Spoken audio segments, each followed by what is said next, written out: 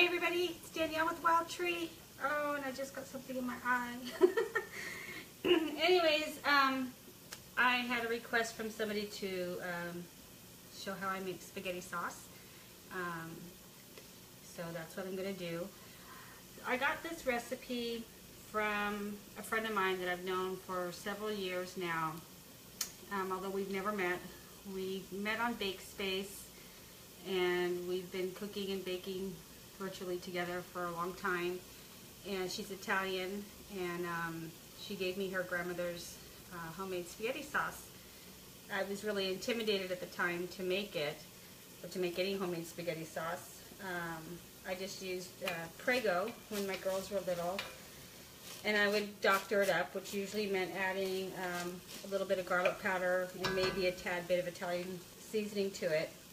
So I made this and was really impressed with it, and my girls actually thought that it was Prego spaghetti sauce, which at the time to me was a pretty big compliment because we all liked it so much. But actually it turns out that my friend Michelle, she's responsible for a lot of things that I have done over the years. I met her on BakeSpace, like I mentioned, and we started a book club in the forums there, and we all read the same book. It was the Julie and Julia project, and because of that book and with her encouragement, I decided to start my food blog, which is peacefulcooking.blogspot.com, and I've been doing that for about 9 or 10 years now. And then she also is responsible for me joining Facebook, and that's why I'm here, or how I can be here. She introduced me to it and encouraged a bunch of us to go on to Facebook. And then she became a Wildtree rep several years ago, and I've been buying my my spaghetti seasoning, which they call the hearty spaghetti sauce blend, which I've been using for a long time and buying it from her and using it in her grandmother's spaghetti recipe. So after years of using the product and the timing became right for me, that's when I signed up under her for the Wildtree products. So Michelle's influence has weaved its way through my life in the past 10 years in various ways. Of course, it all surrounded around food. So anyways, I'm making her grandmother's spaghetti sauce, and it's really easy. I have an onion that's chopped up in here, and I'm sauteing it in the roasted garlic grapeseed oil.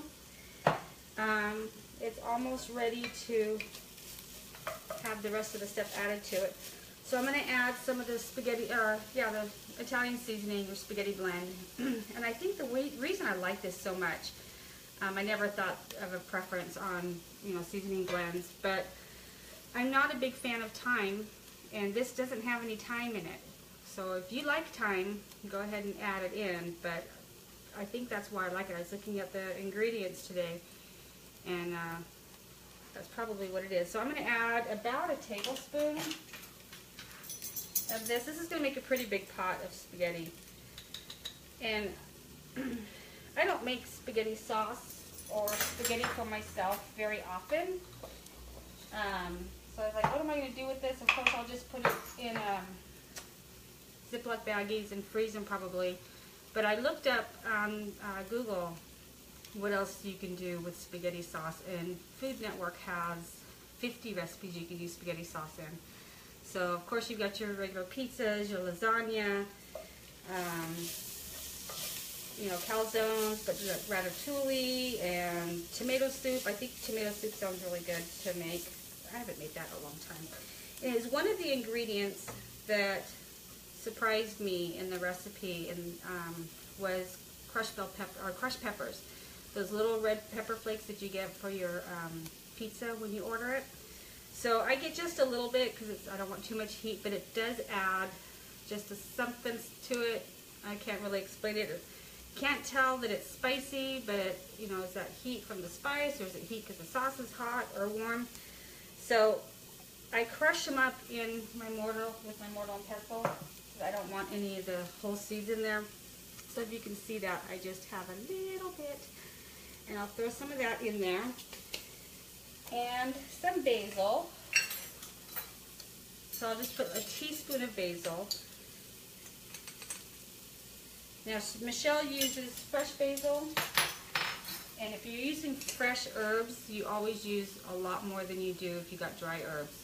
So I think it's about half, a third to a half of what you would use ratio-wise. So, there goes the basil. First time I made it, I forgot to put the basil in it. This recipe is on my blog. It's been on there for a long time. If you go on to peacefulcooking.blogspot.com, you'll search for meatballs, because I was making meatball sandwiches that night, and I made the sauce that way. Usually I use fresh garlic. It calls for 8 garlic cloves. Love that. But I'm going to use the garlic galore. This is the first time I'll be using that. So I think I'll probably put a tablespoon and a half in there. I'm not going to be too picky. Or maybe a little bit more. That should work. At the end, when it's all done, if I feel that it needs more garlic, I can add it. But the reason I'm sauteing them all first, and my stove just cooks really high, is it releases the flavors in there with the oil and everything. And you should smell this. Oh my gosh, it smells so good. So another thing I wanted to mention is Wildtree. It's not just for people who like to cook. I mean, I'm lucky. I love to cook. I love to challenge myself in the kitchen, you know, baking breads, and, you know, I've made pretzels and English muffins and all sorts of, just to see if I can, you know. But not everybody likes to cook, but everybody likes to eat. So Wildtree, I'm sorry, just real quick, this is 2 28-ounce cans of crushed tomatoes that I'm adding in here. And I'm wearing white. Okay, so basically everybody likes to eat. Even if you don't like to cook, you probably end up cooking sometimes anyway. If not, then you're just eating out all the time. But there's not just, we have the spices and blends and things that you can order and just use individually like this, and they're organic and they're better for you. They don't have a lot of the, they don't have any of the preservatives that you would find in the products on the shelves, most of the products on the shelves at the store. So, but they have the, the meal plans and everything, and there's a meal plan set up basically for everybody. There's the fast and easy ones, and those, are really good for those nights when you need to get dinner on the table within 30 minutes. And they're really easy, so if you don't like to cook and spend a lot of time, then that's, a really good option for you. There's the make fresh ones, which are good for people who really do like to cook and have the time and want to spend some time in the kitchen, maybe on the weekend or whatever. And then the make ahead ones, so that you don't have to go to the, drive-through on your way home from practice with all your kids, and you come home, you throw everything in the oven, and and while you're helping them with their homework or helping them get ready, getting things ready for tomorrow, dinner's cooking, and it's basically done for you. You just do some pre-prep work, and you've messed your kitchen up just the one time, prepping out your 10 meals. But there's, everybody has to eat. So, don't be intimidated because you don't like to cook or you don't think you know how to cook, because the recipes are very simple. They're clear. There's no technique that's unusual. You don't have to know how to do anything crazy special. So, anyways, this is about it for the spaghetti sauce. It's already, it's not ready to eat. It's got to simmer for about 35-40 minutes. I'll bring it to a little bit of a boil, not too much because it'll splash all over me and all over the counters. Anyways, then I'll simmer it, turn it down, let it simmer, and then once it cools off, I'll put it in the freezer, or maybe save some, make some tomato soup later this week. Also, I'm really excited. In 2 weeks, I'm going to be going to Alabama to visit my family. So I'll be up in the Gunnersville area, which is about 45 minutes south of Huntsville. So if any of my Bama peeps out there want to know a little bit more about what this is all about, you know, just send me a message or give me a call if you have my number, if you're a relative.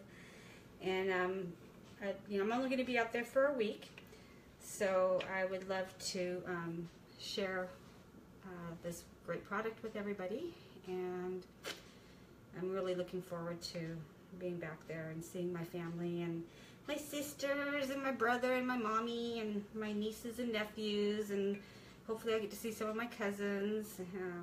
I know it's going to be, I'll be there from Thursday the 23rd till Thursday March 2nd, so I'm only there for 1 weekend, and it'll be hard because everybody works, but it'll just be good to be back home, so to speak. I wasn't born there, born and raised here in California, but Alabama's like my second home. And anyways, that's it. Spaghetti sauce, just a couple minutes, and it's so much better than that runny stuff that you get at the market, unless you really like that runny stuff. Then just, oh, you know what I forgot to add? You're supposed to add a little bit of sugar. It says about 1 or 2 teaspoons. Of course, you can, you know, if you're cutting down on sugar, then you can skip this step. But it does take out, you know, tomatoes can sometimes be a little bit bitter, so it kind of helps that. Is it 2 teaspoons? Yeah, 2 teaspoons. Anyways, and this recipe is really easy to double it and make a huge pot of it, or you can half it and just make a little bit. But if you're going to go to do this, it's not trouble, but you know, if you're going to go to all this, you might as well just make the whole thing. So, okay. Oh, salt and pepper. Dang. It's a good thing. Just a little bit. Of course, I'll probably add more pepper, maybe a little bit more salt at the end. When it's all done, I'll taste it and see how it is. So, okay, now for real, it's ready to simmer for, you know, half hour, 45 minutes or something. I think I got all of the ingredients in this time. So, if you have any questions, make a comment, give me a thumbs up or a heart. I'd love to see that you guys are there. Let me see if I can read any of these here. I got new glasses. Yep, okay. I can see a little bit. So you guys have a good rest of the weekend, and you'll see me again soon. Talk to you later. Bye-bye.